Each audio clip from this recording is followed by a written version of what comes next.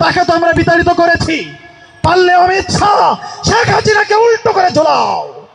আমরা দাবি জানাই শেখ হাসিনাকে উল্টো করে ঝুলিয়ে ছবি বানাও বাংলাদেশে, আমরা দেখতে চাই। কারণ সে অনুপ্রবেশ। দেশের ছাত্র আন্দোলন যারা করে সাংগঠনিকভাবে, আমাদের নেতৃবৃন্দ বলেছেন সবার অবদান আছে। এই কথা শুধু মুখে বললে হবে না। যারা সবার নায়ক আছো, রেসপেক্ট করি তোমাদের, কিন্তু বেসামাল কথা বলবে না। আমরা এদেশে 1948 সাল থেকে রাজনীতি করি। কোন বাপের বাড়ি সামনে এসে বলো 48 সাল থেকে রাজনীতি করো। 3 দিনের গোপাল ভাতকে বলো অন্য। কোথা থেকে এসেছো? গতকাল সকালে উঠেই তোমরা এত লাফালাফি কেন? আমরা যখন বৃষ্টির সময় শ্রাবণে কিছু পুঁটি মাছ খুব লাফালাফি করে, লাফালাফি বন্ধ করুন, সবাইকে মর্যাদা দিন। এই যুদ্ধে, এই সংগ্রামে সবার অবদান আছে, স্বীকার করে নাও। আমিত্ব থেকে বের হয়ে আসো। মনে রাখতে হবে, আমিত্ব হচ্ছে শেখ হাসিনার খালাতো ভাই, স্বৈরাচারের খালাতো ভাই।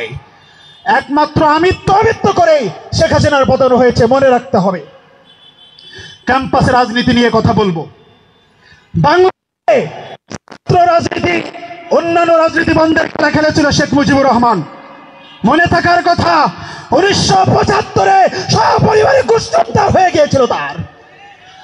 এরপরে জামাত শিবির বন্ধের পায়তারা করেছিল শেখ হাসিনা। দুপুরের খাবার জোটে নাই শেখ হাসিনার, পালিয়ে হয়েছিল।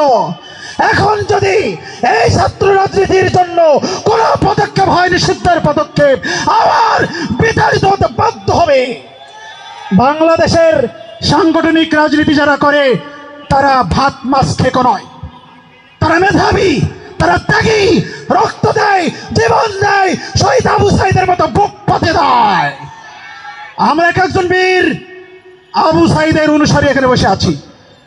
সাথেই কাজেই সাবধান হয়ে কথা বলবেন, বেসামাল কথা বলবেন না। আপনাদের প্রতি রেসপেক্ট রেখে এই সব কথাই বলছি। পরিশেষে বলবো একটি কথাই বলে শেষ করি।